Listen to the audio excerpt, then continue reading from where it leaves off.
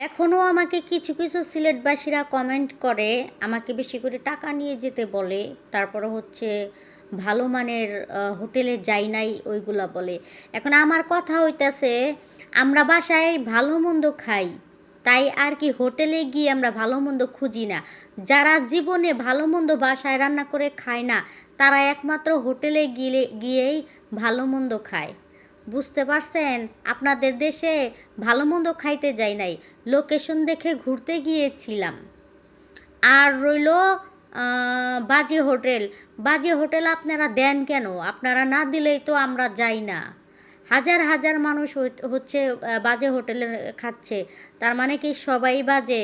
উচিত কথার মানে ভাত কোথাও নাই। উচিত কথা বললে সব জায়গায় সবারই কষ্ট লাগে। বুঝতে পারছেন?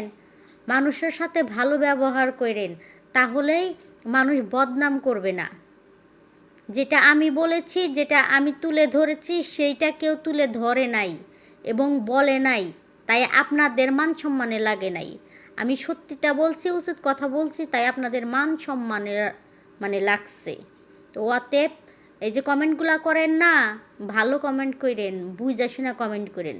আর এত বাজে বাজে কমেন্টগুলা যে করেন, ভালো মানুষ কি আপনারা? ভালো মানুষেরা তো এত বাজে কমেন্ট করে না। আপনাদের এই হচ্ছে কমেন্টেই বোঝা যায়, মানে কমেন্টেই বলে দেয় বংশের পরিচয়। বুঝতে পারছেন? ভালো হয়ে যায়েন। এখনও আমি এখন সিলেটবাসীদেরকে নিয়ে কিছু বলি না, তাদের ভাতের হোটেল নিয়ে কিছু বলি না, তারপরও আমাকে বাজে বাজে কমেন্ট করা হয়। তো ভালো হয়ে যান আপনারা।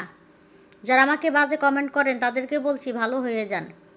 ব্যবহারে বংশের পরিচয়। আপনারা নিজেরা ভালো না, আপনারা আসেন অন্যজনকে ভালো করতে, তাই না? নিজেরা ভালো হন আগে।